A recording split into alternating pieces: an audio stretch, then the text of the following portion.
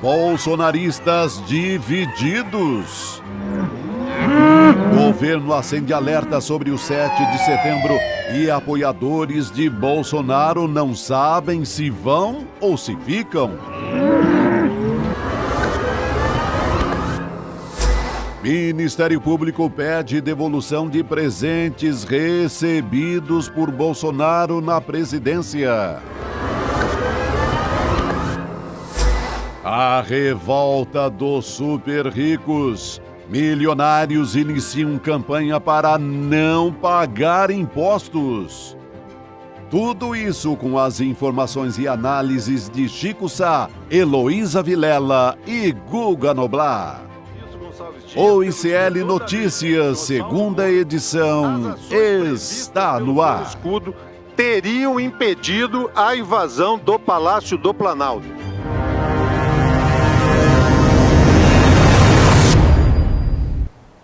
Olá, boa noite para você que está chegando aqui no ICL Notícias, segunda edição. Segundou, semaninha que está só começando, dia 4 de setembro de 2023. Estamos ao vivo nos canais do Instituto Conhecimento Liberta e Eduardo Moreira e também pelo canal Com Brasil, uma rede de televisão pública e comunitária disponível em algumas operadoras de TV por assinatura. Boa noite, queridos Chicos. Chico Pinheiro e Chico Sá. Boa noite. Salve, coragem. Que hoje é segunda-feira. Haja coragem. Haja coragem. Semana da Independência. Tem que levantar a espada e berrar. Independência ou morte? Nas margens do Ipiranga. Morte aos infiéis. E a gente tem muito assunto para falar justamente sobre o 7 de setembro, essa questão da segurança. Apoiadores de Bolsonaro não sabem se vão ou se ficam. Como disse a nossa abertura, a gente vai falar sobre isso e sobre todos os assuntos envolvendo a política essa semana, que está só começando, mas que tem um feriadinho aí, né? Mas para a gente descansar um pouquinho, né? Para o pessoal poder descansar um pouco, mas para quem vai trabalhar também, a gente vai ter muito assunto ainda para trazer por aqui. Boa noite para você, claro, que nos assiste de Belo Horizonte, Além Paraíba, Piracicaba, Manaus, Recife, Teresina, Mogi das Cruzes, interior de São Paulo, Camboriú e Indaiatuba. Quem que está de aniversário hoje, Chico Pinheiro? Santa Rosa de Viterbo, que fica ali na região de Ribeirão Preto. E toda hora hoje está fazendo 113 anos. E toda hora que eu ouço esse nome, eu vejo uma figura na minha frente. Quem? Porque é de Santa Rosa de Viterbo e é um ídolo na profissão. Todo mundo tem um cara que você olha e fala, pô, esse cara eu queria ser grande que nem ele. Zé Hamilton Ribeiro. Esse é brabo. Semana passada completou 88 anos. Esse é gigante. Vida longa, né? Esse Zé é Hamilton. repórter de guerra. E não estou enfeitando a biografia dele, não. É repórter de guerra mesmo. Vietnã. Fez no Globo Rural aquelas matérias inesquecíveis. Tem uma reportagem sobre os vagalumes do Centro-Oeste que eu nunca vou esquecer da minha vida, uma das mais bonitas que eu já vi. O repórter era um poeta, foi, né? Era não, mas foi no Globo Rural. Né? Sensacional. Maravilhoso. E eu tive o privilégio de conviver muitos anos com ele dentro da TV Globo. E um estudioso da música caipira, viu? Tudo, sabe tudo. E das danças, bacana. da catira, sabe tudo. Sabe tudo. Então, Zé Hamilton, que semana passada, dia 29 de agosto, completou 88 anos. Parabéns para você e para os 113 anos de Santa Rosa de Viterbo, ali pertinho de Ribeirão Preto. E os Santa Rosenses, né? Santa Rosenses, é isso. Muito bom. Santa Rosenses. Eu peço também já, nesse início de programa, para você dar o seu like para apoiar aqui o nosso trabalho. Começando, então, dando aquele ativar no sininho, né? Para receber a nossa programação.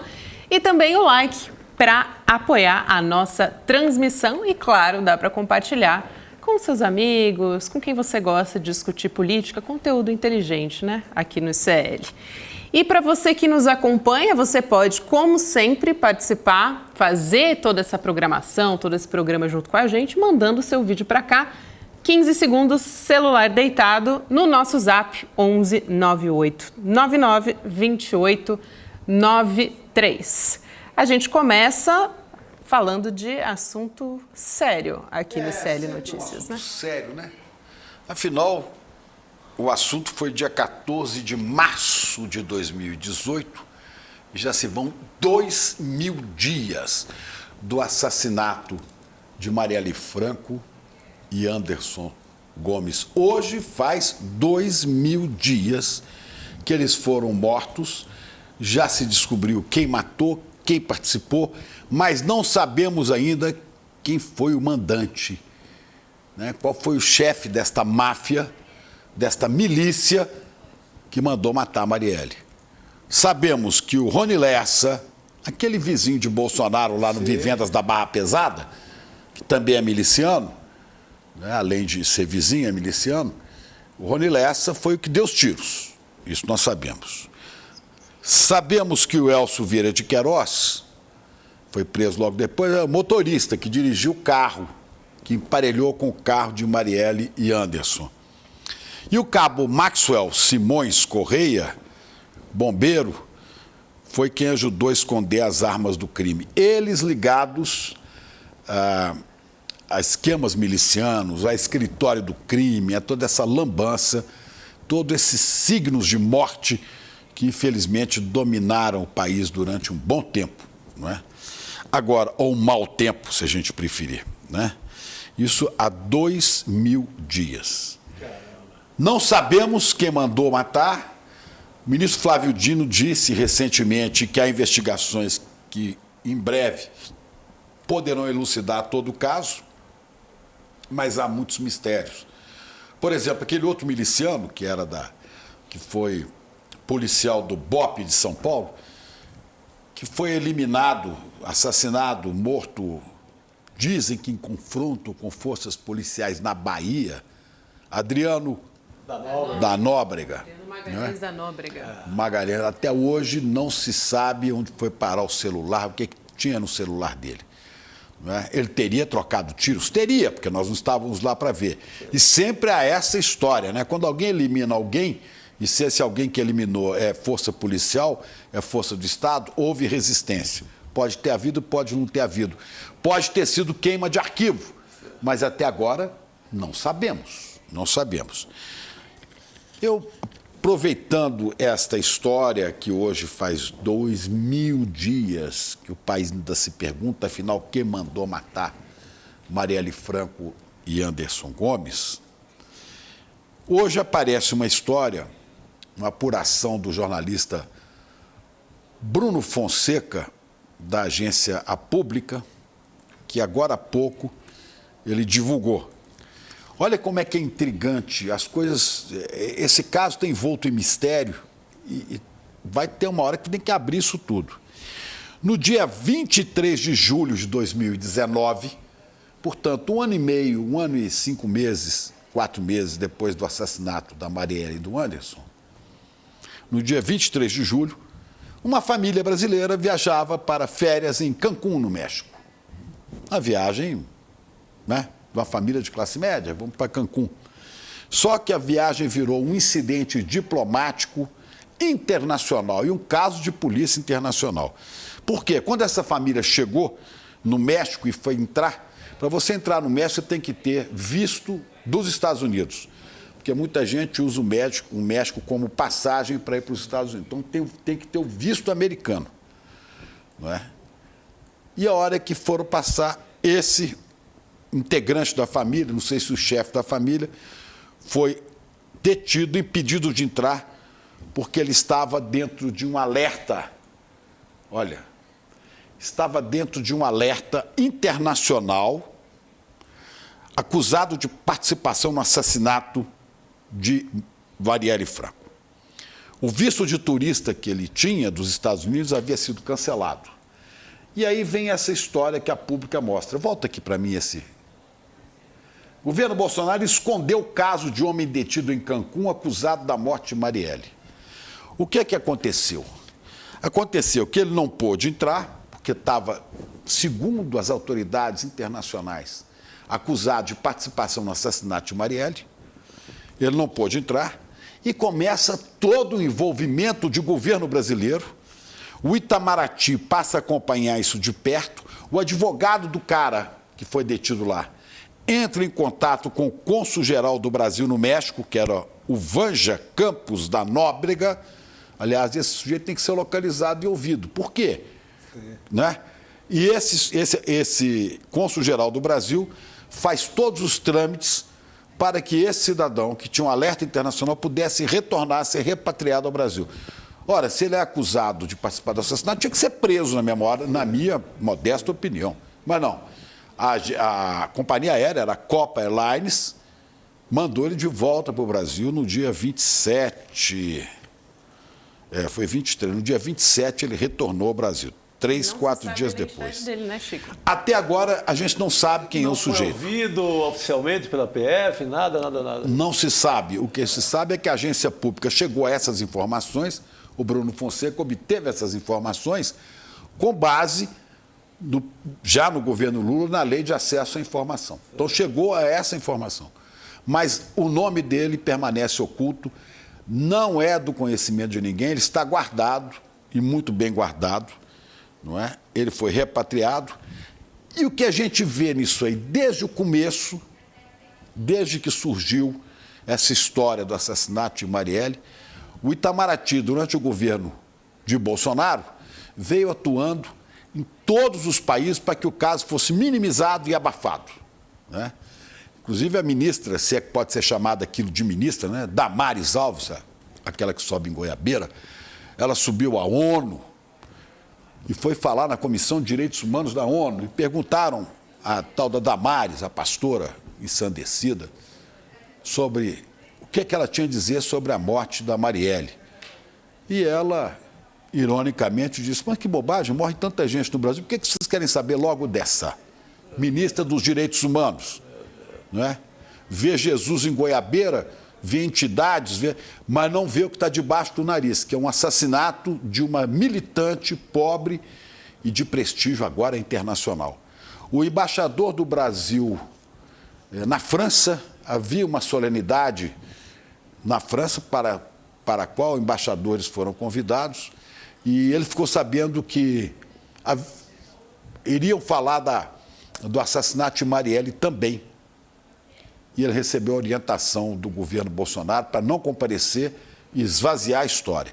Quer dizer, tem uma, sabe, como é que a gente vai dizer, tem uma caveira de burro enterrada aí, que você não pode chegar, você não pode descobrir o que é que está por trás, né? E foi um caso muito, para usar um verbo que cabe aí, muito embarreirado, né? Muito Polícia Civil do Rio de Janeiro segurou muita coisa, queriam jogar para a Polícia Federal, o governo do Rio gritava, assim, foi muito atrapalhado, né? Essa investigação ela foi atrapalhada desde o primeiro momento. Pessoas que poderiam contribuir falando são ameaçadas, um cara é morto, mas teve confronto, não teve confronto.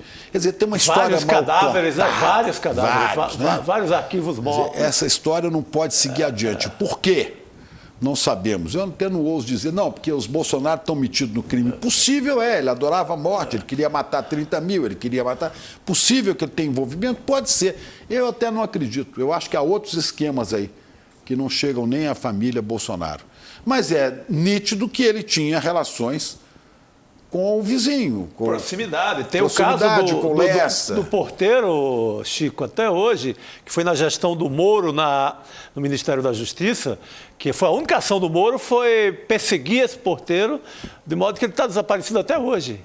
Quer dizer, saiu de circulação com medo da carga do governo Bolsonaro em cima desse porteiro do Vivendas da Barra, portanto, o condomínio de Jair Bolsonaro. A pressão foi tão pesada a partir do Sérgio Moro que esse porteiro desaparece. Ele vaza de lá, ele perde o emprego e ele sai de circulação porque sofreu essa carga aí para evitar qualquer falatório em relação a esse caso. Pois é. Então tentam abafar o caso, a gente quer saber quem está por trás disso, né? Quem foi o mandante dos sicários, dos assassinos contratados, quem foi o mandante, porque a história ainda tem que ser descoberta. Está aqui, a agência pública diz descobriu esse incidente no México através de um pedido de acesso à informação enviado ao Itamaraty, agora, durante o governo Lula, mas um ponto segue oculto. A identidade do homem que foi impedido de seguir viagem a Cancún. Tá aí. Chamem o cônsul-geral do Brasil no México, não sei se ele ainda é, Vanja Campos da Nóbrega, para ver se ele explica por que ele entrou na parada e facilitou a volta desse provável participante dos assassinatos de volta ao Brasil e não pediu às autoridades mexicanas que o prendessem em flagrante, no ato. Bom, tá aí. 2000 dias da morte de Marielle Franco, o Brasil quer saber quem mandou matar Marielle e Anderson. E aí mais uma informação como essa recai, né? Numa data simbólica como essa. Mas a gente ainda quer saber, né? Vamos seguir perguntando e questionando. E pressionando por uma resposta. É isso. Bom, gente, vamos chamar o Guga Noblar. A gente tem assunto do 7 de setembro para começar esse papo, essa nossa conversa por aqui. Guga, boa noite. Bem-vindo. Boa semana, hein? Boa semana, minha querida Gabi, meus queridos Chicos e essa audiência maravilhosa. E essa história do porteiro aí, de fato, hein, Chico? O Wilson Witzel diz, o governador, que era governador do Rio, dizia que o Sérgio Moro tinha coagido, ele usou esta palavra, Exatamente. Coagido o porteiro, e foi o que aconteceu. Sérgio Moro, é isso. Sérgio Moro. Ele foi para cima do porteiro. Foi a grande obra dele no Ministério da Justiça foi essa. Pressionar um porteiro envolvido, quer dizer, um dos personagens envolvidos na história. E também os jornalistas, né? Que o Sérgio Moro, junto com o Bolsonaro, eles foram os que mais processaram jornalistas, com base agora na extinta lei, aquela lei que era da época da ditadura, né? Lei de Segurança Nacional. Eles usaram a extinta Lei de Segurança Nacional para processar jornalistas numa porcentagem, num número recorde. Nunca se processou tanto jornalistas quanto o Sérgio Moro, junto com o Bolsonaro. Respondendo aqui a pergunta de uma pessoa da nossa audiência, pegando o nome dela aqui, Carminda. Carminda perguntou, mas por que o nome não está acessível, não está disponível? Carminda Ribeiro. Carminda, a identidade dele não foi informada via lei de acesso, que a agência pública conseguiu, né, acesso a essas informações via lei. A justificativa foi de que se trata de dados pessoais, nem mesmo durante o governo Lula. Então, essa é a justificativa. Os nomes são dados pessoais. Meu nome é inevitavelmente, né? Estamos... Quer saber que pessoa é essa? Exatamente. Que tem tanta moral assim, que chega lá e manda... Estão guardando porque é um nome fatal, um nome importante na investigação, e que guardar o segredo ajudaria e chegar a ele, a esse personagem, aí tudo bem, mas não faz sentido, né? E nem altas fontes do Ministério, né, da Justiça disseram que não sabem, disseram, né, para a reportagem da agência pública que desconhecem o fato. Então, altas fontes do Ministério da Justiça. Exatamente. A não ser que o próprio ministro da Justiça saiba e tenha pedido mandado segurar tudo, porque está na linha das investigações. Né? Mas, de qualquer maneira, não é uma figura qualquer, Chico. É uma figura poderosa, porque não foi preso, porque foi repatriado, porque teve ajuda do Itamaraty.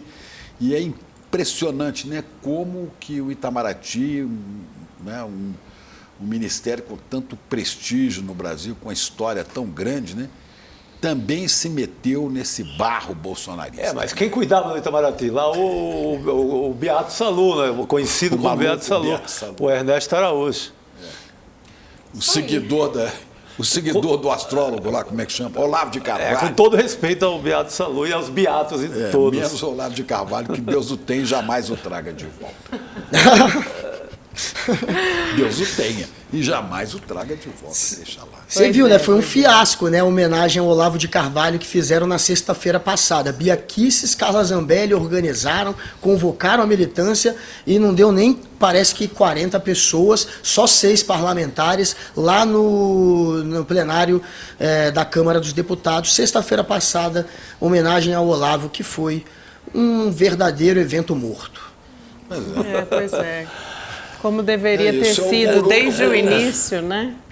Guru dos bolsonaristas, né? Um astrólogo metido a filósofo e por aí vai. Professor Olavo de Carvalho. A picaretagem ideológica em pessoa. Deixando um pouco esses eventos sombrios do Brasil de lado, né? Boa. Vamos falar do 7 de setembro também, o Guga e Chicos, porque vai ser o primeiro, né, nos últimos 5 anos sem Bolsonaro, que usou a data, inclusive, várias vezes para atacar as instituições, pregar o golpe, Sim. fez ameaças a Alexandre de Moraes, né? A gente se lembra muito bem em 2021, pediu vaias para o STF em 2022, invocou o imbrochável, a gente teve tudo isso no 7 de setembro. Exato, Sabe Alexandre de Moraes. Foi esse vídeo aí que a gente está vendo. Vamos ver o que o Bozo falava naquela época? Vamos ver. Tá aí, ó. Aí, bota aí. Acho que são só as imagens, a gente não tem nada. Aí, tem. Não vai cobrar!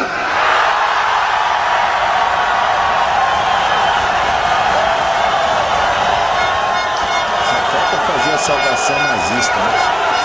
A paciência do nosso povo já se esgotou. Ele tem tempo ainda para pedir o seu boné e cuidar da tua vida. Ele para nós não existe mais. Vamos lembrar que depois Bolsonaro colocou o rabinho entre as pernas e foi pedir ajuda para o Michel Temer para tentar apaziguar a situação com o Supremo Tribunal Federal, né? Foi isso que atitude do aconteceu. Bolsonaro, né? Faz todo esse alarde aí, no meio da Depois massa e desse tal. auê. Depois, ou inventa uma internação, ou nesse caso ele recorreu ao Temer para segurar. Amacia aí, porque o negócio pegou pro meu lado. Agora o Lula devia abrir o desfile do 7 de setembro. Assim, primeiramente, acabou, porra! Vamos fazer o desfile, que aquela palhaçada acabou. Acabou e parece que agora o negócio é que a extrema-direita está dividida no que vai fazer nesse 7 de setembro. A gente tem nas redes sociais das Forças Armadas os bolsonaristas que estão pregando o boicote ao 7 de setembro. E sabe qual que é o mote, Chico Sá? Não. Fique em casa. Agora, né? Eu queria ver isso aí no tempo da Covid, não agora. Tá há 4 anos de atraso. Olha aí as imagens, né? Com a bandeira do Brasil em luto, né? Quer dizer, quando tinha pandemia e pessoas morrendo, aí tudo bem, né? Mas agora, quando a gente fala de 7 de setembro... Mas olha, cada vez menos gente está embarcando Sim, nisso, né? sim, Porque cada as vez pessoas menos. estão vendo como foram otários, né? Como foram idiotas, Mas enganados, né? Ainda tem bolsonarista convocando. Tem o pastor Silas Malafaia. Peraí. Esse quer aparecer. Esse tá doidinho para ser preso. Esse tá rogando por uma cana.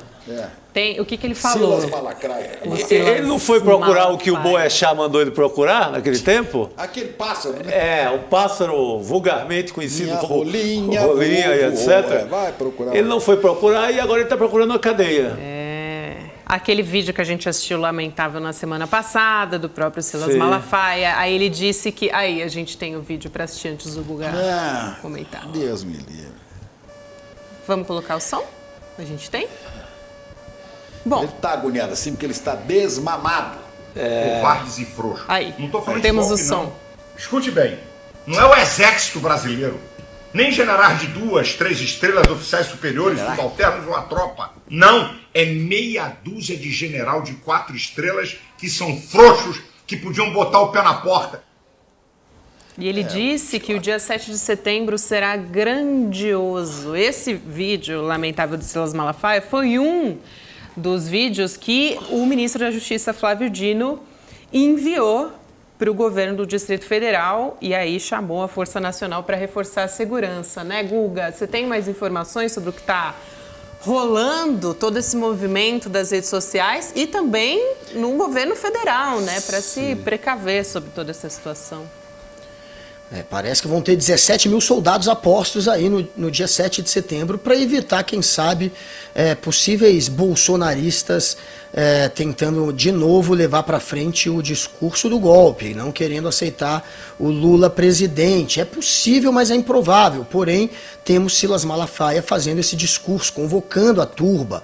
E claro que estão usando esse vídeo do Silas para tentar criar esse clima de golpe, para tentar convocar a militância. Esse vídeo está rodando com várias legendas diferentes, todas com a mesma intenção de convocar golpista para o 7 de setembro. Só que eu não sei se o Bolsonaro está com essa moral toda não, viu? Popularidade derretendo, essa imagem de ladrão de joias é ruim para ele, com a militância dele. Por incrível que pareça, aquela imagem do Bolsonaro anticorrupção ainda existia na mente desses iludidos. E agora, até os mais iludidos estão começando a ter um choque, pelo menos um pequeno choque de realidade. Então, não sei se o Bolsonaro, neste momento, com uma prisão aí no ar, com essa imagem de alguém que está fugindo da justiça, se negando a falar, alguém que deve e teme, eu não sei se ele está com essa moral toda para conseguir de novo convocar muita gente para a rua. O verdadeiro golpe era para ter acontecido no dia 7 de setembro de 2021. Era ali que era o golpe. Naquele dia que o Ibanez liberou na madrugada os caminhões para entrarem na área ali da esplanada dos ministérios, o que teoricamente estava proibido, mas que na prática eles acabaram liberando, e depois teve toda uma pressão do Luiz Fux, que era o presidente do STF, e aí sim o golpe que estava ali sim articulado acabou sendo abortado. Essa é a verdade, o golpe era em 2021, e de lá para cá eles foram perdendo força. Os golpistas ainda tentaram, mesmo depois da derrota no dia 8 de janeiro deste ano, apelar de qualquer jeito, invadindo a esplanada, mas ali o movimento já estava desorganizado, já tinha perdido apoio da alta patente, que em 2021 tinha sim a alta patente no meio, do Exército e da Marinha e da Aeronáutica, e depois eles perderam esse apoio. Tinha pressão internacional que fez também com que os militares recuassem. Então, de 2021 para cá, eles perderam força, os golpistas, mas mais uma vez a gente está vendo essa turma agora, influenciada pelo Silas Malafaia, tentando criar esse discurso. A maioria, o que eu estou sentindo é que a maioria está indo na linha do fique em casa, tentando fazer essa gozação mórbida com um tema tão sério, que foi o fique em casa, que era o isolamento social, como se fosse para ficar agora, durante o 7 de setembro, que não faz falta nenhuma. Porque pelo jeito os bolsonaristas só saem no dia 7 de setembro, se for para dar golpe, então é melhor que fiquem em casa, não farão falta nenhuma, eu te garanto. Vai ser uma festa muito bacana. O Lula, a intenção dele, claro, é fazer um discurso de união, é um discurso a favor da democracia. Ele vai falar sobre o momento que o Brasil vive. Viu o momento, foi um momento de quase ruptura. A gente teve um golpista que ainda tem algum nível de poder e que precisa ainda ser combatido. Então essa é a intenção do governo, fazer uma festa grande, está se preparando também para os golpistas. Vai ter muito soldado, vai ter muito policial. Se tiver golpista, eles não vão ter a menor condição de fazer nada. Mas eu aposto ainda que não terá, que eles vão ficar em casas, na casa deles, acovardados, assim como Jair Bolsonaro. Ele vai fazer um pronunciamento, né, na noite do dia 6 de setembro, então, próxima quarta-feira. E aí a Mônica Bergamo, colunista da Folha, disse que o tom do discurso vai ser de união e defesa da democracia. Eu acho que também, Chico, é uma tentativa de tirar essa coisa, né, de bolsonarizar o 7 de setembro, né, porque o bolsonarismo usurpou o 7 de setembro. Gabi, tirar esse peso, né, de que 7 de setembro, o dia da pátria, não é para ficar prometendo golpe, pregando golpe, cometendo essas violências, essas quebradeiras. É um dia de celebrar a história do país. Então, acho que tem que ser nessa tentativa de leveza. Não invocando imbrochável, né? Exatamente, não para que isso, né? E eu acho que quem for, quem não ainda se arvorar a essa altura a entrar nessa onda golpista, é um kamikaze, né? Porque tem mais de 1000, Chico, que viraram réus. Isso, assim, no mínimo, isso dá um trabalho na vida. Você passa a vida indo para fórum, Isso acaba com a tua vida. Eu sei, não dá sossego. Não dá sossego. Advogado, ir para fora. Ó, se tiver gente... aqueles que se acham patriotas, mas fazem papel de patriodiotas ou patriotários, sabe? Essas coisas. Né? Se ainda houver gente querendo fazer isso no 7 de setembro, é mais gente que vai para a cadeia. E que vai ter o trabalho de ir para o fórum. É um lado até bom. Prende mais. Tira esse pessoal sem noção de circulação. Agora, vai cair tudo mesmo, é quando houver o indiciamento do Bolsonaro por todos os crimes cometidos, mas sobretudo pelas joias, e os patriotas começarem a assistir as gravações de depoimento de Coronel Cid, de general, de parceiros, né? Fala assim, não, ele queria roubar mesmo, ele queria aquilo, ele queria dar golpe.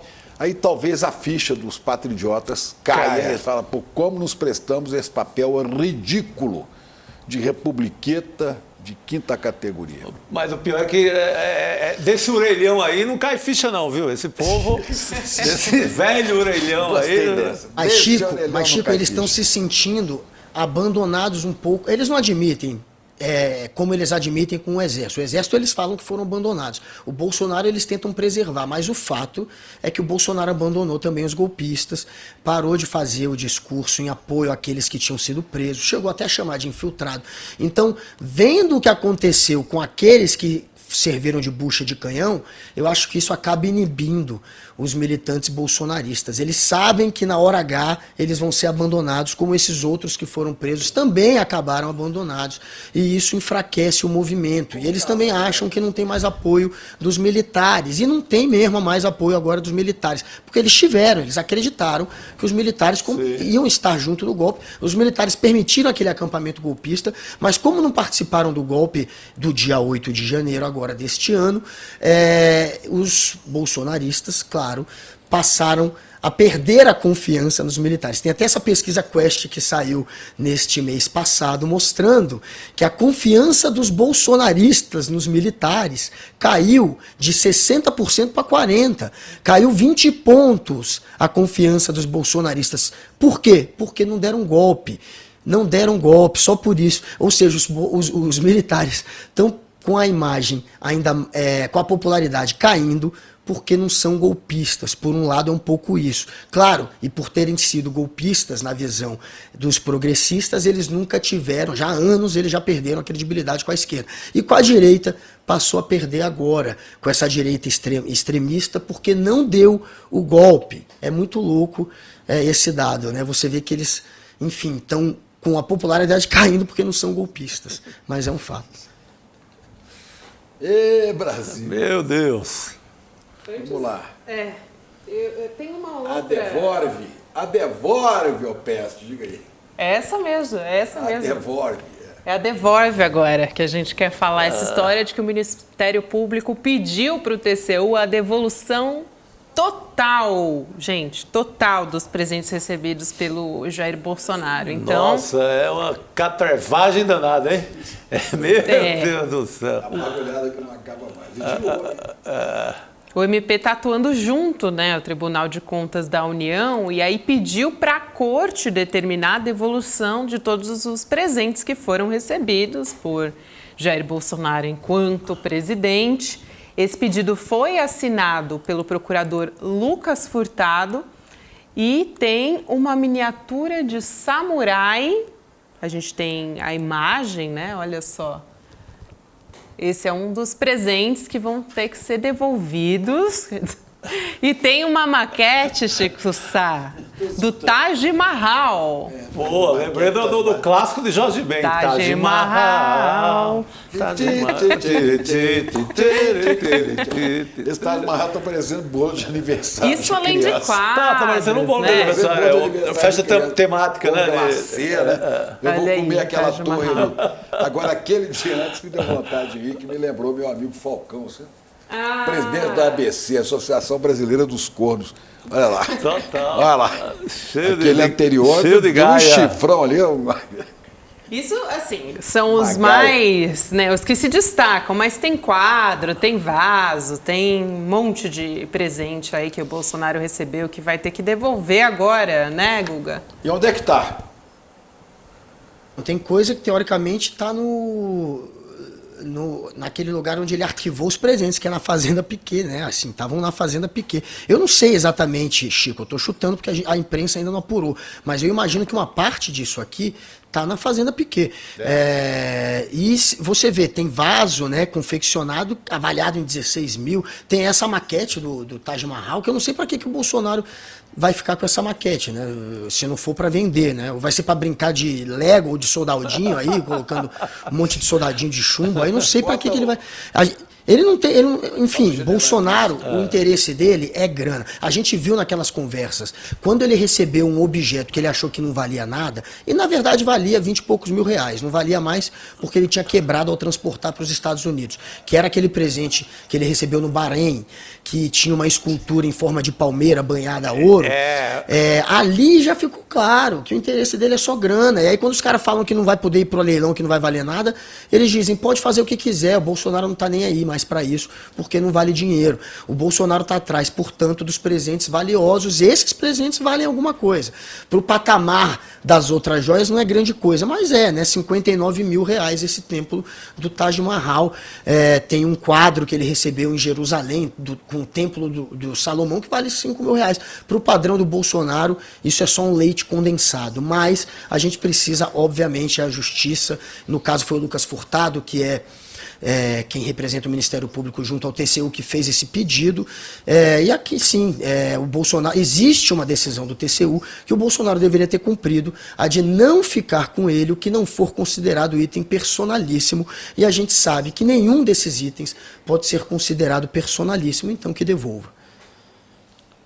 Mas agora, será que ainda tem alguma coisa mocosada ou piquezada na fazenda de Nelson Piquet? Eu acho que eles falam no Piquet, mas num depósito de Brasília, que não fala se é um depósito particular, não fala de quem é, mas tá por ali. Mas tem coisa desaparecida. Eu quero saber como é que Se tem valor, já sumiu. Como é que o TCU vai lidar, viu, Guga? Como é que o TCU vai lidar com o segundo relógio, com esses bens? Vai poder recomprar para devolver E Chico, esses que ele está pedindo, se brincar, ele não vai ter tudo isso não, viu? Eu quero ver ele devolver todos esses itens que estão sendo requisitados agora. Eu quero ver se ele vai ter esse vaso, que o pessoal está dizendo que vale 16, se ele vai ter ainda o templo do Taj Mahal. A gente sabe que ele recebeu, mas a gente sabe que ele vendeu muita coisa. Vai que algum desses... Eu acho que esse pedido de devolução tem também esse caráter de testar o Bolsonaro. Vamos ver se ele vai conseguir devolver tudo, ou se tem coisa que ele vendeu também. Façam suas apostas, tinha uma parte que assim, ele mandava o 04 pegar, né? Vai lá, guri, pega. Vai lá, exatamente.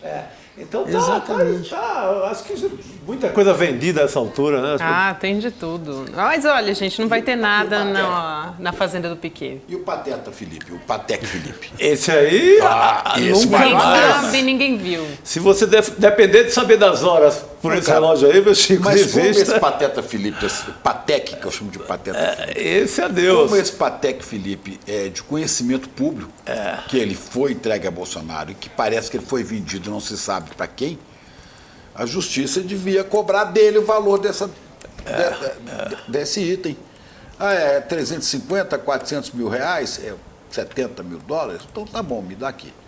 Paga. Seria o justo. Aí ele faz um Pix, não é? Ele faz um Pix, os pede patriotas aos colaboradores deles, vão abastecer a conta dele mais uma vez.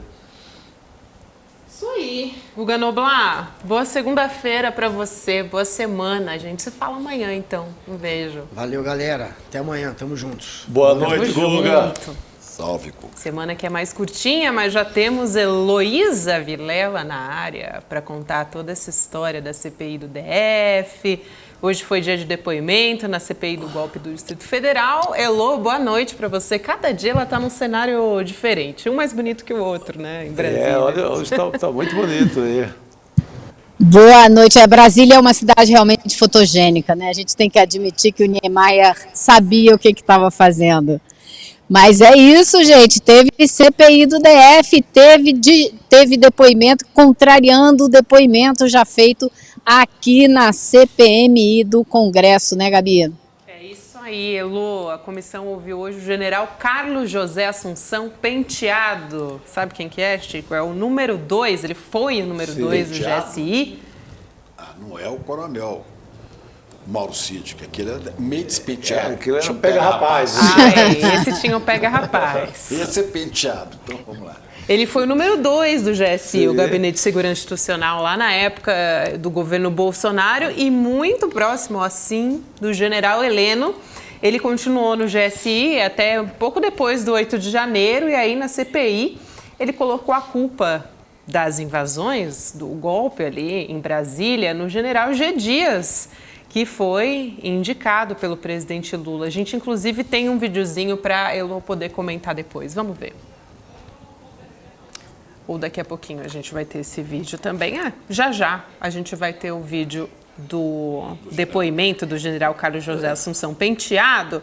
Mas, basicamente, né, Elô, ele disse que se o G. Dias não tivesse retido informações da ABIN, o plano escudo teria funcionado, né? Agora a gente tem o vídeo para assistir. Conduzidas pelo Gabinete de Segurança Institucional no dia 8 de janeiro de 2023 estão diretamente relacionadas à retenção pelo ministro Gonçalves Dias dos alertas produzidos pela Agência Brasileira de Inteligência, que não foram disponibilizados oportunamente para que fossem acionados todos os meios do plano escudo. Neste ponto, é necessário destacar que se a coordenação de análise de risco, responsável pela elaboração da matriz de criticidade, tivesse tido acesso ao teor dos alertas encaminhados ao ministro Gonçalves Dias pelo diretor da ABIN, senhor Saulo Moura, as ações previstas pelo plano escudo teriam impedido a invasão do Palácio do Planalto. Acho que primeiro de tudo, né, Elô, explicar o que é esse plano escudo para a gente poder entender do que ele está falando, né? Trazer esse contexto aí.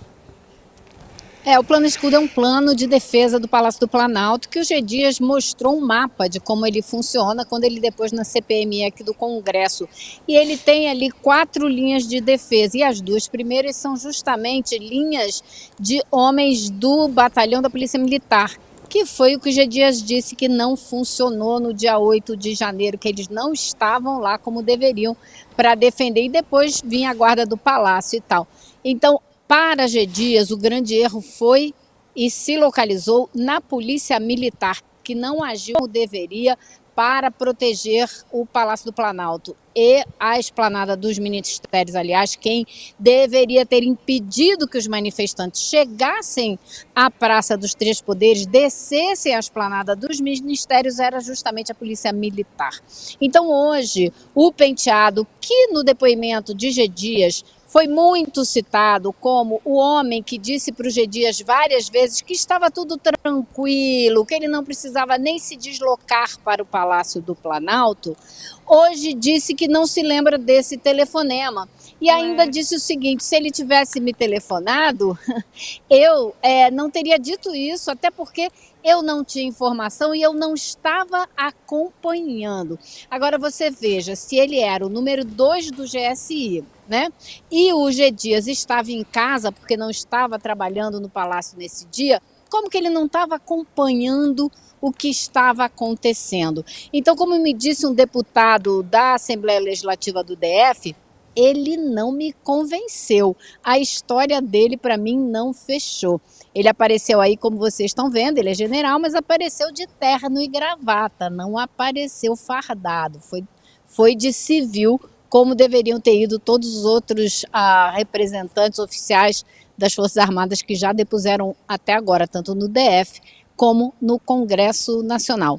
Então, o discurso dele todo era para jogar a culpa no colo do G. Dias, mas aparentemente não convenceu os deputados. Parece que ele também meteu foi mal, tava doidão, né? Esse aí também. Agora, ele também esse general é garoto do Augusto Heleno. Porque ele estava lá na época do general Heleno, né, Elô? Como toda equipe, ele foi mantido na posição de número 2 do GSI pelo G. Dias, que inclusive aqui no Congresso, quando ele veio depor, o G. Dias disse o seguinte: olha, se você pegar todas as transições de governo, desde antes do Fernando Henrique Cardoso, você vai ver que a estrutura do GSI não muda, não existe assim, não é um ministério ou um órgão onde você entre e mude todo mundo. Por quê? Ele tem características muito específicas, são militares que ocupam o GSI. Então é raro você entrar e trocar todo mundo, né? E foi o que aconteceu com o G. Dias, ele não trocou todo mundo. Aparentemente, ao que o depoimento dele indica e a fala hoje do Penteado indica, houve uma traição interna ali que deixou o G. Dias meio vendido. Olha, traidor da Constituição é traidor da pátria, dizia Ulisses Guimarães. Doutor Ulisses Guimarães. Pois é. Esses caras... Pelo menos teve o bom senso de não ir de farda, né? Ou então não obteve a licença para ir fardado. Chico, eu acho que é mais por aí, hein, Chico? Ele não está com essa Acho que é moral mais por toda, aí. né? Existe essa preocupação das Forças Armadas agora, né? De Não livrar a cara. Não é para qualquer um, né, Elô? Bom, tem umas coisas aqui a serem observadas. Primeiro, que a Operação Escudo não funcionou e ela deveria ser feita pela PM do Distrito Federal. Sim. É bom ficar de olho, porque eu não sei porquê, mas o governador Ibanez, governador do Distrito Federal, já está viajando, né? Essa semana já não está aí. Quer dizer, não estava lá, é bom ficar de olho, porque esses caras, quando fogem, pode estar acontecendo algum problema. Parece flashback, né? Agora, a segunda coisa é o seguinte: esse general aí quer acusar o Heleno, quer acusar o Gonçalves Dias, ou querem acusar a PM, por que ele não acusa as Forças Armadas? Sim. Que deram proteção, né, a todos esses golpistas, bandidos que ocuparam portas de quartel. Bandidos, porque estavam cometendo crime. O que eles estavam fazendo ali era crime. E não só não foram coibidos pelos crimes que cometiam, como quando Polícia Militar quis acabar com o acampamento, o Exército não deixou, Sim. porque estava mancomunado com golpistas. E esse golpe, ninguém me tira da cabeça, ele só não aconteceu de jeito nenhum. Ele não aconteceu porque lá no norte, aqueles irmãos, né, norte-americanos, não já endossaram. Tinham dado sinal que, olha, não se metam, que dessa vez nós não vamos... A gente já colaborou com tanto golpe aí para vocês, mas dessa vez não. E ouviram da Europa Olha, também, Chicos. Se meta nessa aventura. Diga. Chicos, eu acho que tem duas coisas aí. Uma é, com certeza, essa recusa, né, esse recado do governo norte-americano e de vários parlamentares do Congresso norte-americano de que não apoiariam, não participariam, não dariam força para o alto. Se contou muito. Acho que existe um racha também no alto comando das Forças Armadas, que nem todo mundo apoiava uma ideia golpista dessa. Você tira Heleno, você tira Vilas Boas e mais uma meia dúzia aí, Braga Neto, que estavam convictos, nem todos os outros estavam. Agora, pelo que as investigações, tanto da CPI do DF como da CPMI do Congresso vão mostrando, existiu uma ala das Forças Armadas que estava, sim, dando toda a cobertura para esse golpe, protegendo esse acampamento, como ficou claro no dia 8, que houve um setor da Polícia Militar que também, muito provavelmente, estava de acordo e partícipe dessa tentativa de golpe. Não é à toa que toda a cúpula da PM está presa, né? A PM do DF, se não me engano, são 11 presos. Sim. E não é à toa, eles não foram presos imediatamente, eles foram presos depois de já um bom trabalho de investigação. Então, existe mais gente aí simpatizante desse golpe do que apenas um certo setor do alto comando das Forças Armadas. É isso aí. Agora, quer falar, Chico? Não, eu volto a fazer a projeção para o dia 7 agora, né? Eu acho que talvez tem o Malafaia, tem esses agentes aí que são sempre perigosos e que mexem com muita gente, né? Porque eles juntam religião com... morde, né? Mas esse apelo, eu acho que esse apelo já é um erro gigante, né? Não dá para ter mais alguém, seja com apito de cachorro, seja chamando por golpe. Não há mais para você ter um líder. Ele, de qualquer forma, é um líder religioso, com importância, com uma igreja, uma das maiores do país. Véspera de 7 de setembro, esse cara ainda está com esse papo. Então, é para ficar com cuidado ainda, viu, Chico? Ainda é para ter um certo cuidado, porque... Não dá para subestimar, pode né, não Chico? ser aquela coisa em massa, mas pode ser pequenos atentados isolados. Eu ficaria com todas as barbas possíveis Barbas de molho. Esses patriodiotas tentaram explodir bomba no aeroporto. Sim. É do estilo deles, de Bolsonaro, que também tentou explodir bomba no passado. Quer dizer, isso aí é bom ficar de olho mesmo, porque tem cheio de gente louca, né? Maluca. E vou dizer mais, não estamos livres dessa mentalidade golpista, Para vocês terem uma ideia, queria mostrar uma coisa para vocês, eu nem ia falar disso hoje aqui, mas a CPI do MST, por exemplo, né, ela vai aí morrendo, vai acabar, o Salles não vai conseguir aprovar nada, porém... Eu recebi hoje uma cópia do recado que a secretaria da CPI mandou para os deputados. A secretaria são funcionários de carreira concursados do Congresso, da Câmara dos Deputados, certo?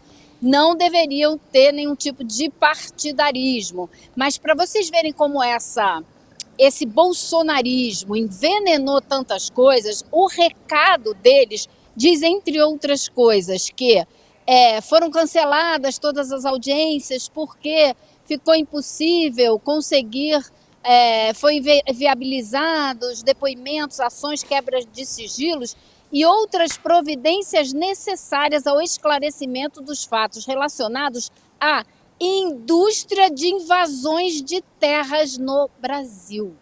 Indústria de invasões de terras. Isso é um texto de um funcionário da secretaria da CPI, que deveria fazer um trabalho burocrático e neutro. Claro que o presidente da CPI escolhe com quem vai trabalhar, mas isso não deveria existir. Quando eu li isso hoje, eu fiquei estarrecida, para a gente ver como essa ideologia envenenou várias áreas da sociedade brasileira.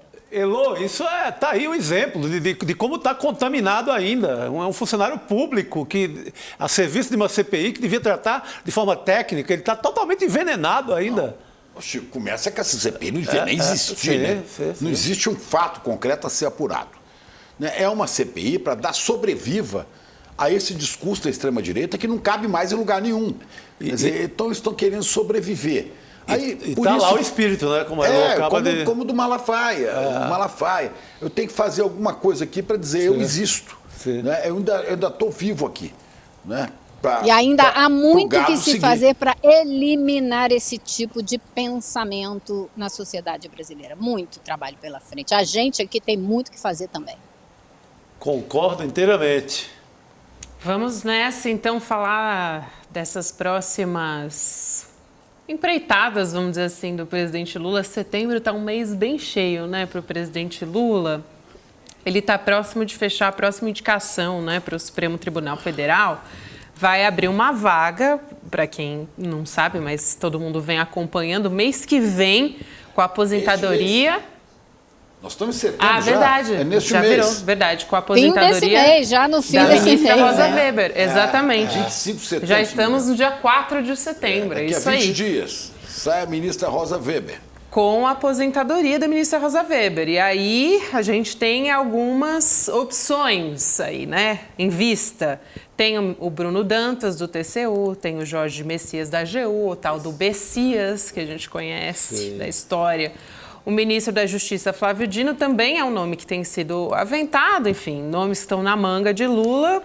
Agora, Elô, como é que é essa história? As campanhas, vai ter um jantar de apoio a Messias aqui em São Paulo no próximo dia 15, para mais de 300 pessoas. Qual é o caminho, você acha, que está se desenhando, o nome que está mais forte aí entre essas possibilidades de indicação do presidente Lula? Nada de surgir o nome de uma mulher aí nesse meio, né? Nada de surgir o nome de uma mulher negra, como é a exigência, a cobrança de vários setores. Inclusive, vai sair um filme aí de curta-metragem para circular nas mídias sociais, fazendo essa cobrança, fazendo essa pressão do Instituto de Defesa da População Negra. Muito bem-vindo, vem em muito boa hora, mas eu tenho que admitir para vocês, a vaga aqui, né, e foi por isso que eu vim aqui hoje no STF, será ocupada, quase certo, 99% de chance por mais um homem branco. Não será uma mulher e não será uma pessoa negra. E hoje o presidente Lula, às 5 da tarde, recebeu no Palácio do Planalto, aqui do outro lado da rua, justamente o Messias, né?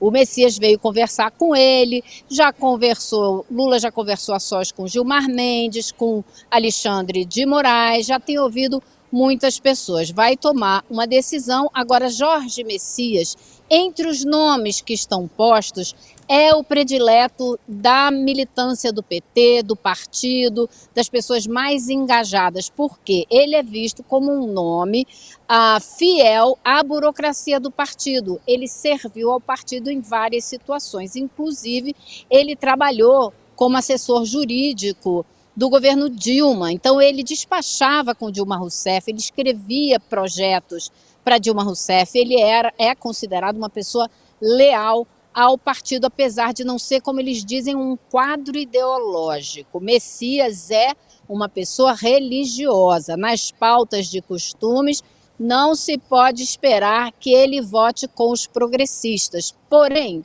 como eu disse, analisando os nomes que estão em questão, que estão sendo avaliados, ele é o predileto, e por isso, dessa ala do Grupo Prerrogativas, do MST, da Associação de Juristas pela Democracia, estão todos se reunindo em torno dele para defender o nome de Messias, já que Lula está considerando poucos nomes para essa seleção, de, como eu disse, 3 homens brancos. Sendo homem, pelo menos podia ser um negro, né? Eu gostaria muito de ver, por exemplo, Silvio Almeida, já pensou? Seria maravilhoso, mas não custa nada a gente insistir. A gente insistir, não é que a gente mande, mas a gente tem vamos pressionar. Eu acho que ou dizer ou expressar, não custa nada a gente também dizer das nossas preferências. Como cidadão, eu preferia que fosse uma mulher negra, porque aí não é a escolha de uma mulher negra, não é um reparo há mais de 100 anos de história que esse tribunal tem. E são mais 30 anos, né, Chico? Exatamente, e tentam reduzir isso, sempre tem inclusive muito a militância petista, né? Fica, vocês com esse papinho identitário. Não se trata disso, é um reparo histórico. Mais de 100 anos nesse país. Então, não estou lutando por grupo A, grupo B, grupo C, que é importante para a história do país. E se não muda no governo Lula, no governo de esquerda, quando é que muda? Sabe quando? Nunca mais. Nunca. E é preciso... Muito obrigada, Chico. Eu acho que é exatamente isso que está atravessado na minha garganta. O presidente Lula tem a oportunidade, como teve com a indicação de Zanin, de fazer uma mudança importante para o país, para nós todos, para o tempo em que ele não será mais presidente, com pouquíssimo custo político, porque a população não ia ficar pensando se ele escolheu A, B, ou C ou D, e ele poderia ter feito uma transformação estrutural nessa Suprema Corte que, desde que foi criada, teve 168 ministros. Apenas 6 deles não foram homens brancos, 3 foram homens negros e 3 foram mulheres. E enquanto a gente não mudar isso, a gente não vai mudar a situação da Suprema Corte. Trago mais um dado para vocês. O outro nome que está em questão é do Bruno Dantas, presidente do TCU. É o favorito do senador Renan Calheiros, é o favorito de Gilmar Mendes. Assim como o Messias também participou do Gilmar Palusa lá em Portugal. Então eu acho que são 2 nomes que já começam muito mal pela imagem em si. Claro, o Messias está sendo defendido como a melhor opção pela ala progressista do PT, está. Mas eu acho que são as melhores opções que a gente tem no país, longe disso. Longe, bem longe disso. Eu vou dizer para você, não os conheço assim, né, a não ser por um noticiário. Mas até entre homens brancos, você deve ter gente que está mais preparada para o cargo. Talvez não seja tanto do gosto do PT. Bom, é outra história. Agora, há homens brancos, há homens negros, há mulheres brancas e negras e estão fora. Você estava falando, o Chico aqui e você, olha, e indígenas, tem isso também, tem indígenas. Né? Agora, belíssimo, a promotora Lívia Santana Vaz, da Bahia, é promotora do ramo. Cacai falou aqui tem, dela. sabe o conhecimento jurídico mais do que qualquer um mané desses aí. Sabe? Agora, pelo visto, não vão para o Supremo, essas mulheres, e também não vai para a PGR, não. Vai ser homem, branco, isso aí. Agora, o país tem, bom, vamos dizer, não tem o número aqui, mas é metade da população é homem e metade é mulher. Né? Para falar desses um pouquinho mais de mulheres. Nos gêneros predominantes na sociedade, que são homens e mulheres, tem mais mulher do que homem. Tem muito mais negros do que brancos. Quer dizer, você tem um parlamento onde a maioria não é negra, ao contrário. É homem e é branco, a maioria, no parlamento. Né? No executivo, a mesma coisa. Tá bom, e mérito desse governo de ter colocado umas mulheres, né, como a irmã da Marielle, a ministra da questão indígena, a Guajajara, quer dizer, trouxe umas mulheres e com representatividade. A ministra da Saúde, a Esther Werneck, tem vários bons nomes. Tem vários bons nomes, excelentes mas ainda está aquém do que deveria ser para ser representativo da sociedade brasileira. Claro. Agora, no judiciário... E daqui a 4 anos muda, né? O Ministério. Agora, o Supremo Tribunal Federal, não.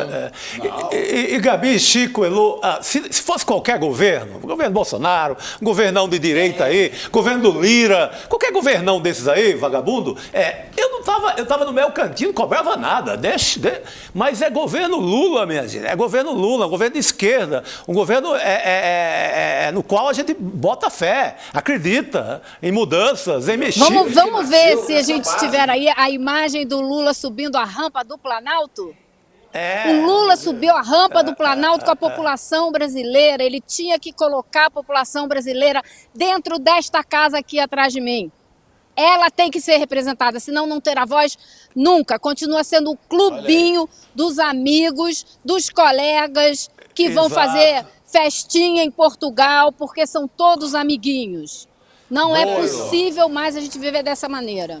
Olha a imagem aí, Elô, tá aí. E repito, a gente, cobra porque é Lula, porque há uma crença que pode haver mudança. Se fosse Michel Temer, Bolsonaro, aí já seria só os de sempre, né? Lembrando, né, que Lula, quando estava em campanha, disse que era contraindicar amigo ao Supremo Tribunal Federal. No entanto, não há mais o que se fazer, porque Zanin já está no Supremo Tribunal Federal e votando muitas vezes com os ministros de Bolsonaro, né? Sim. É esse o cenário que a gente tem. Por isso que a gente cobra.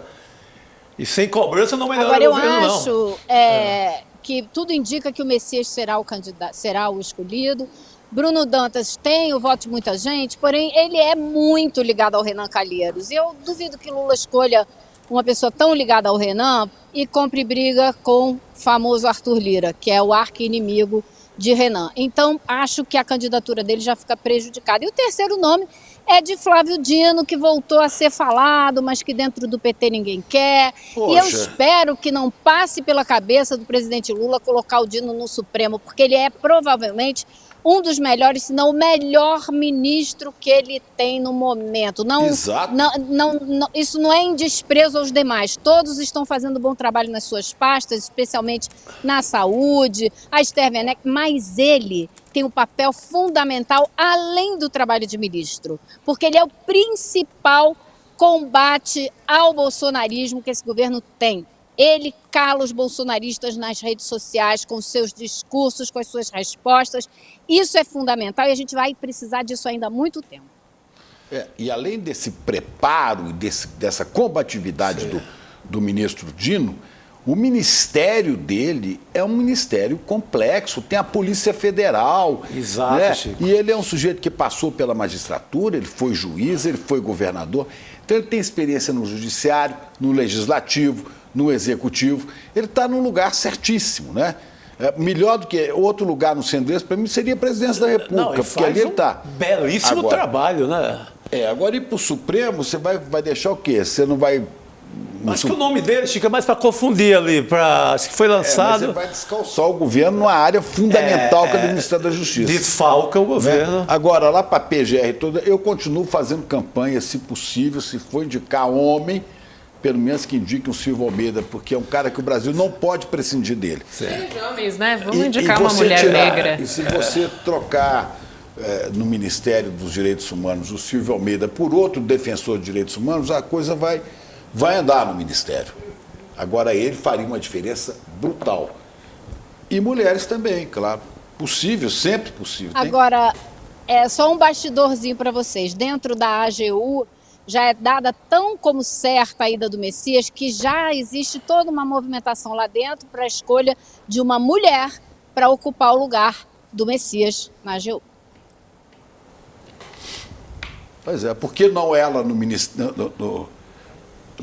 Por que não a mulher já Supremo direto Tribunal Federal? Por que deve não? ser, né? No lugar do Bessias. Deixa o Bessias lá onde está agora. É um pouco enxugar gelo, né? Como a mulher que foi nomeada para o STJ, né? A Daniela Teixeira, um excelente nome, né? Advogada. Aí a gente diz, não, tudo bem, né? No STJ, no Superior Tribunal de Justiça, a gente colocou uma mulher, né, Lu? Aí tudo bem. Para depois dizer, não, mas aí é a Suprema Corte e não tem conversa, aí a gente não pode... Sim. A gente tem que e não pressionar. pode ser mais só uma mulher pingada aqui, outra acolá, outra lá na Bahia, outra... Tem que ser, gente... Pô, Não, tem que ser mulher guerreira. E tem que é ser... para botar uma Damares, uma Tem que ser Biaquice, muitas. Tem que ser muitas. Não, e eu vou perguntar uma coisa para vocês. Meio a meio, no mínimo. Vocês sabem o nome de algum ministro do STJ? A gente decora ali profissionalmente durante alguns episódios. Me pegou, danadinha. Né? Não lembro. É para mostrar, não, mas é para mostrar realmente como... Não, a visibilidade, não né? é o suficiente, não adianta colocar a Daniela nessa posição. E outra, pegue isso mas é importante, viu? É que não é importante. Não é pouco importante, o STJ é super importante. Sem também. dúvida, mas não é o suficiente. Não conhece, não. É isso. Não, tem que ter lá, tem que ter aqui, tem que ter mais, tem que ter na primeira instância, tem que ter mais. Pega aquela foto clássica aqui do Tribunal de Justiça de São Paulo. Nossa, é uma foto vergonhosa, uma foto que circulou muito nas redes no ano passado, uma foto assim de uns 100 homens brancos ali, assim, uma ou duas mulheres pingadas aqui e ninguém mais. Não é só em Brasília, é em todos os estados, a tendência é essa. E só para responder aqui algumas pessoas no nosso chat que dizem, tem que ter competência técnica. Sim, todas as mulheres que estão sendo cotadas, que estão sendo levantadas, são mulheres competentíssimas e nomes que deveriam ser aventados. A questão é por que não estão. Eu peço a ele, ao nosso querido espectador, que pesquise a promotora da Bahia, a Lívia Santana Vaz, para ele... Que o Cacai citou aqui, né, Sim, que o Cacai, que é um dos maiores advogados desse país. E vou te falar, hein? O que quer dizer, com todo respeito ao nosso telespectador, o que quer dizer essa pergunta? O que quer dizer esse comentário? Ele já pressupõe que não existam candidatas mulheres negras à altura.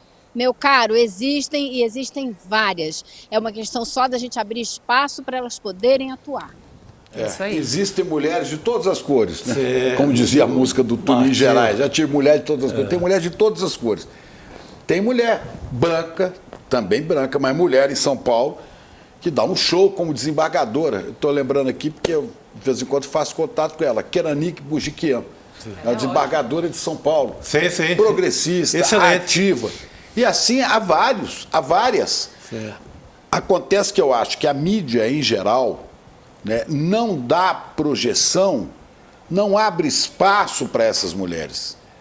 Quando se convida para programas de debate, normalmente convidam homens. Então, essas pessoas precisam, a partir de agora, é tarefa nossa, Chico, né? Colocar mais mulheres... Mais visibilidade, sim. Com visibilidade, para que na hora que fala assim, precisa de alguém para tal, tem fulano, que eu já conheço, né? Já sei quem é, já sei o que pensa, né? Já sei da sua bravura. É isso aí. Ai, olha... Vamos continuar, né? Vamos Mas continuar. que é difícil, é difícil. Mas a gente dá a nossa cobradinha clássica. Tem que pressionar. Pá, mas Esse senão é o nosso pra quê? papel. Senão o que nós estamos fazendo aqui, né? Exato. Vamos cobrar, vamos... Pressão. Nosso nome é pressão. Vamos fungar no cangote, garoto. Pra É isso cima, aí. vamos pra cima. Vamos pra cima, Elô. Bom trabalho pra você. Um beijo, até amanhã, hein? Até amanhã, pessoal. Vamos Tchau, falar querido. de independência, de Vamos. liberdade. Já que a gente começou, inclusive, nisso? né? Vamos nessa. Olha, o ICL lançou um manifesto pela liberdade nesta semana, que é a Semana da Independência. Somos nós, o ICL, na guerra pela independência. Veja o que a gente gravou. Estamos em guerra pela independência. Eles atacam, Tentam nos intimidar, usam as estruturas de poder para distorcer a realidade. mas não vão nos calar. A gente não se curva, a gente vai à luta. Em um sistema viciado em meias-verdades, Nós somos a resistência, nós queremos a verdade. Por isto, levantamos a bandeira da independência. independência para fazer um jornalismo corajoso, para colocar o dedo na ferida, para denunciar os abusos e as injustiças. Somos independentes dos donos do capital, dos poderosos e das grandes corporações. Aqui é publicidade zero. Só assim honraremos o nosso compromisso com a denúncia. Com a liberdade total de opinião. Essa guerra não é fácil, é cruel, mas com seu apoio e luta, seremos cada vez mais fortes. Junte-se à nossa causa. Junte-se à nossa causa. Junte-se à nossa causa. Fortaleça o jornalismo verdadeiramente independente. Sendo membro do ICL.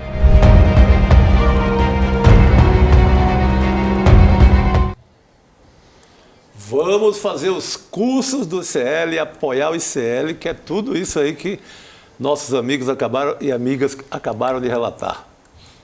Tem novidade vindo aí, né, Gabi? Tem novidade. O que é que vem por aí? Tem um novo portal do ICL Notícias. Sabe que vai ser uma plataforma 100% independente para falar o que precisa ser dito sem ter rabo preso com ninguém, como a gente fez agora. Não é isso? Você está preparando para lançar o seu portal, não é? Como já temos aqui, a gente já tem um monte de programa, já tem o Demore com Desperta, depois o ICL Notícias primeira edição, depois tem o Detalhe Você, né? Você, depois tem o de Economia e Mercado e Investimentos. Mercado e Investimento. Depois temos nós aqui, agora vem o Sinapse, fora os cursos e lives que aparecem de vez em quando, né? Então é o seguinte, isso tudo é mantido com os assinantes, os membros da comunidade ICL. Então, para colaborar com essa causa, para a gente fazer crescer essa ideia, né, a pessoa se inscreve. Você vai lá, icl.com.br, você vai ver como se inscrever. E se inscrevendo, você paga o preço de um sanduíche com milkshake para o mês inteiro. E tem acesso a mais de 200 cursos de altíssimo nível, cursos de tudo que você imaginar, né?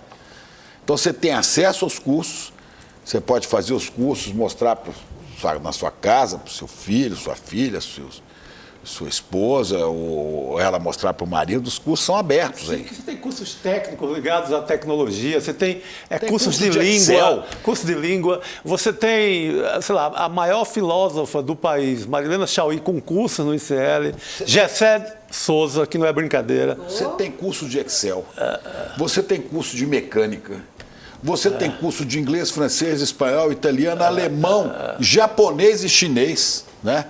Tá aí, ó.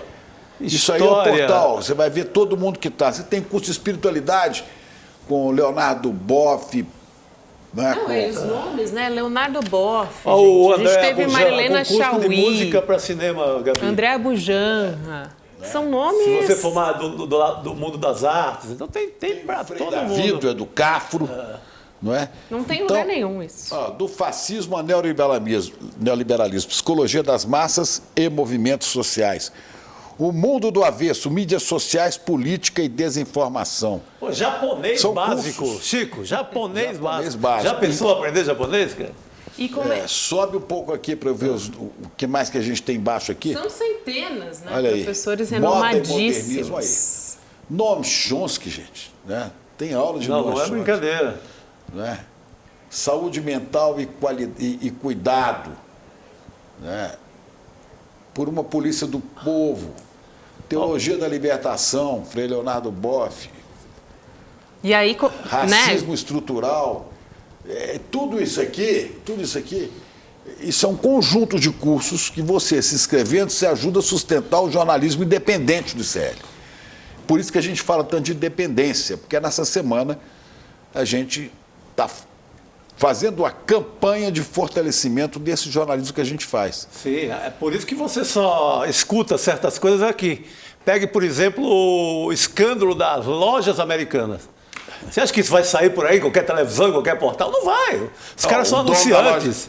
O dono da loja americana, por coincidência, é o dono da Bev, da cervejaria. Os caras são dono do intervalo de todos os telejornais. Então não vai sair. O caso também de Samuel Klein, fundador das Casas Bahia, hoje de manhã foi entrevistas do Em Detalhes. Saiu na agência pública, saiu aqui. Mas você não ouve na grande mídia. Não vai ter. Porque é fundador das Casas Bahia. Você contribui com o ICL.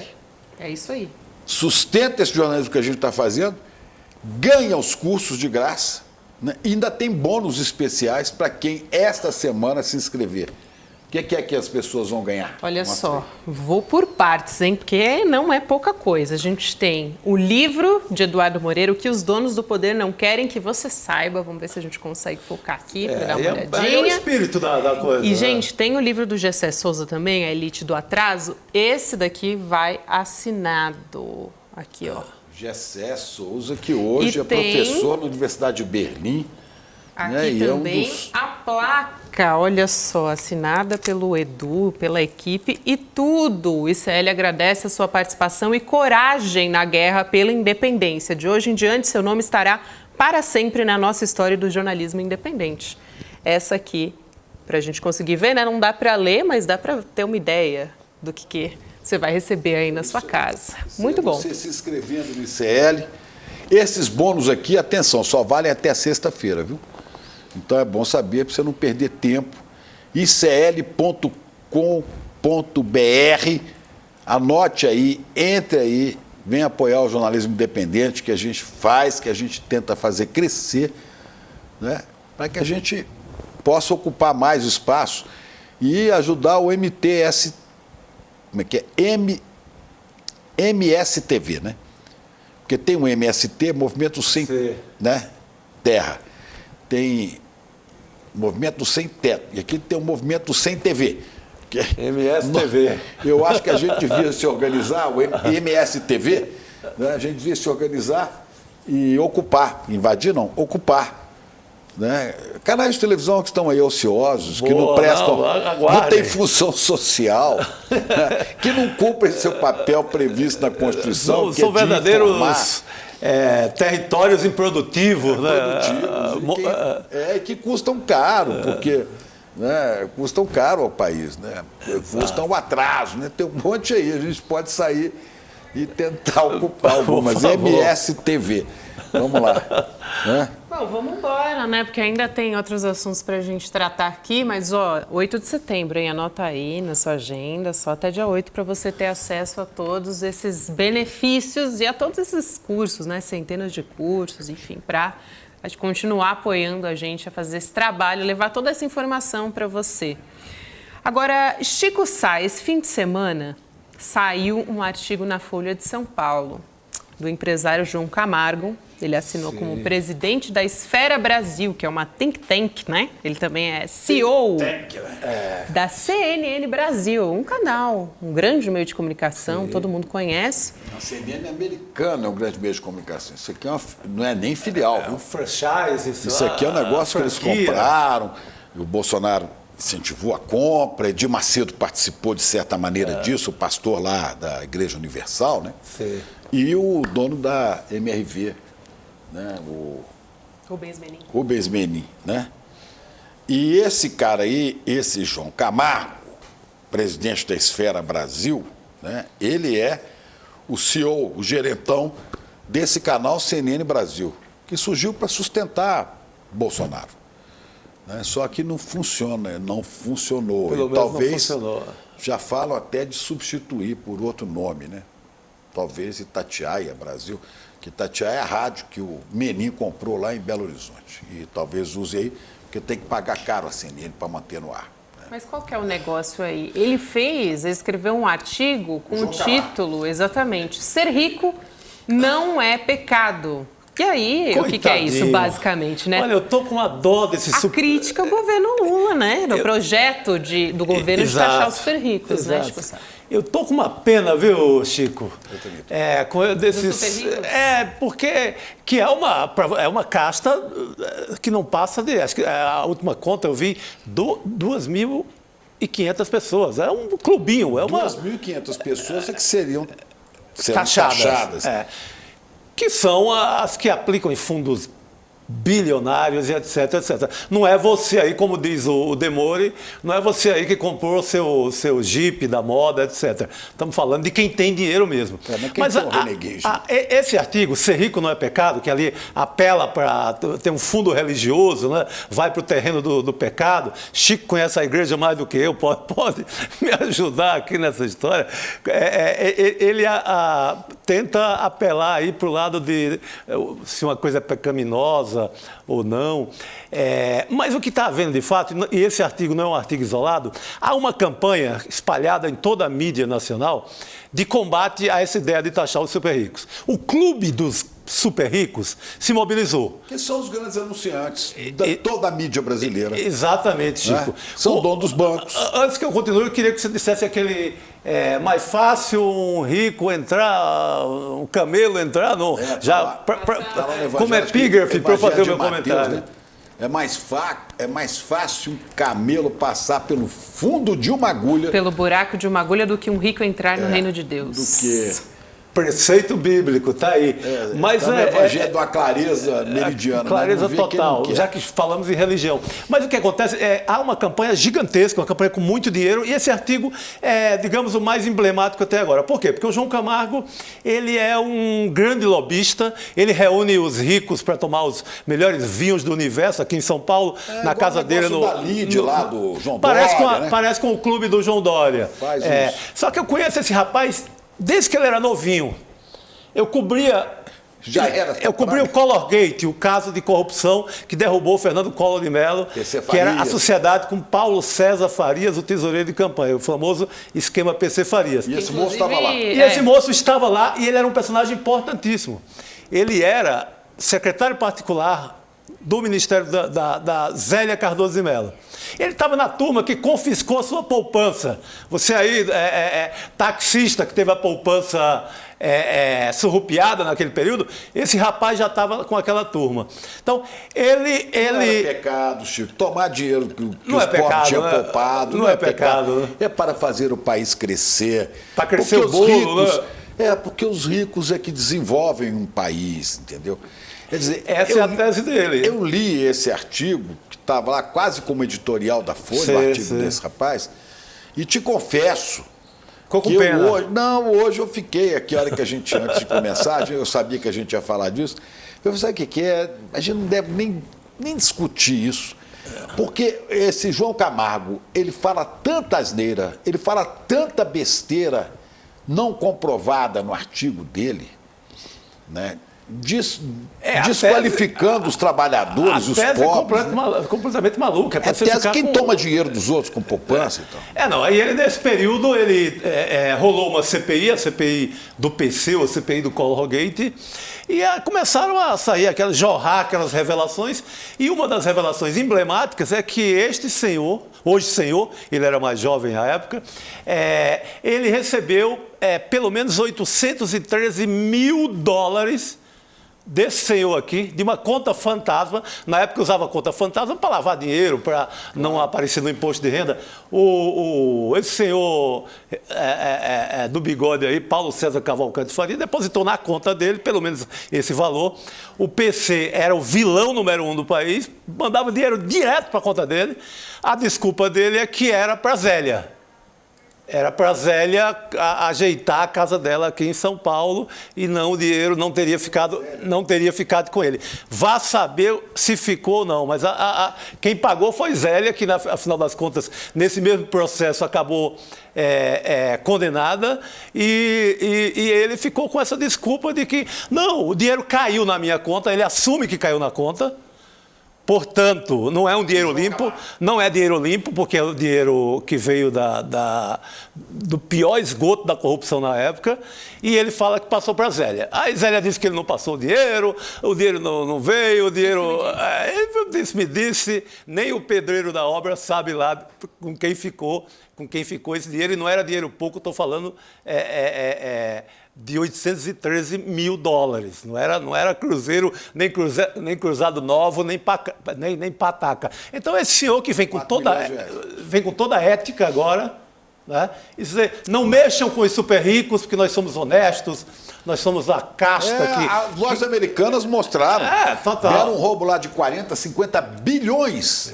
Não é? Sim. E os donos, os três, aqueles três que riem da cara da gente naquela foto, os três donos das americanas. Estão lá na boa. Não, agora a gente tem que falar sobre ganharam isso, 3 bilhões. Fecharam as contas aí de 3 bilhões para cada um. Agora, quem investiu em ações da Americanas, quem tinha um pequeno negócio que era fornecedor da Americanas, está todo mundo ferrado, não tem como receber. Porque tomaram o tombo desses caras. Sim. São os grandes empreendedores, olha aí. Olha Você sabe, né, Chico, na verdade.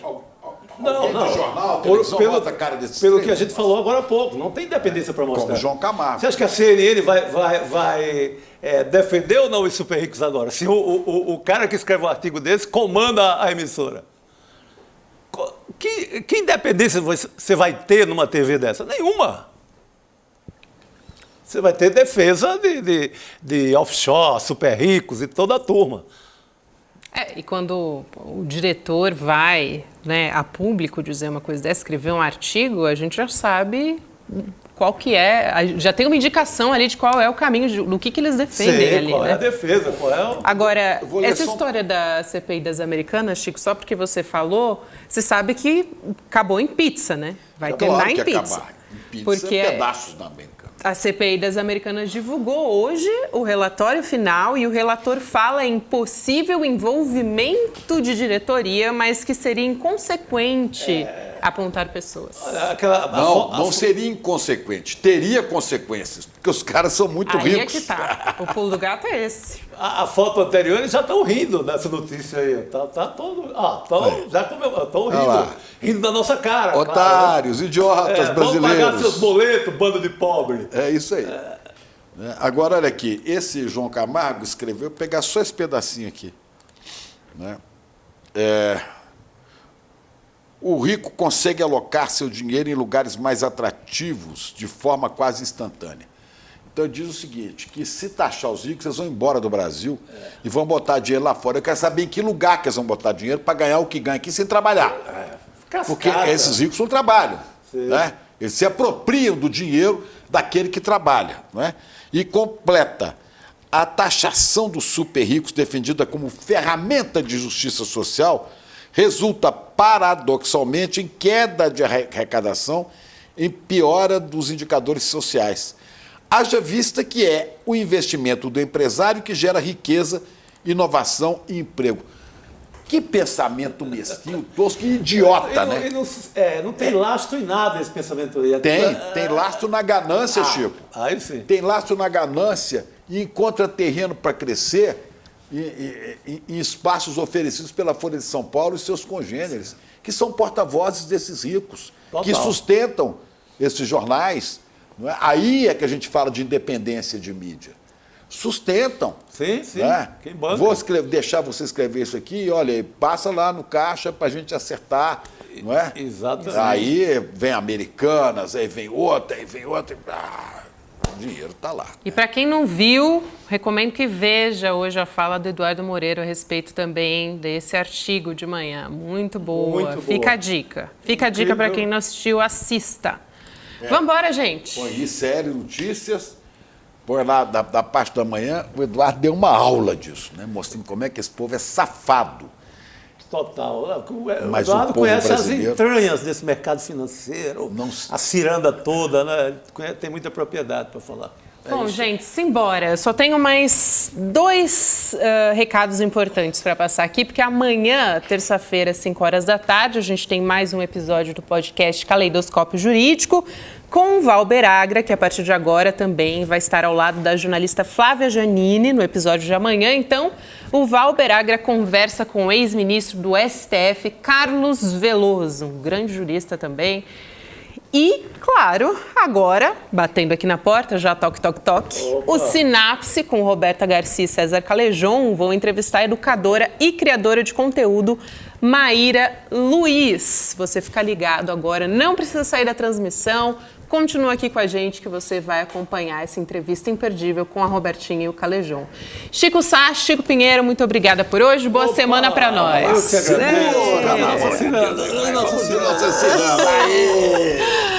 Até mais, gente. Boa semana pra gente. Boa semana pra todo mundo. Tchau. Estamos em guerra pela independência. Eles atacam, Tentam nos intimidar. usam as estruturas de poder para distorcer a realidade. Mas não vão nos calar. A gente não se curva, a gente vai à luta. Em um sistema viciado em meias-verdades, Nós somos a resistência, nós queremos a verdade. Por isto, levantamos a bandeira da independência. independência para fazer um jornalismo corajoso, para colocar o dedo na ferida, para denunciar os abusos e as injustiças. Somos independentes dos donos do capital, dos poderosos e das grandes corporações. Aqui é publicidade zero. Só assim honraremos o nosso compromisso com a denúncia. Com a liberdade total de opinião. Essa guerra não é fácil, é cruel, mas com seu apoio e luta, seremos cada vez mais fortes. Junte-se à nossa causa. Junte-se à nossa causa. Junte-se à nossa causa. Fortaleça o jornalismo verdadeiramente independente. Sendo membro do ICL.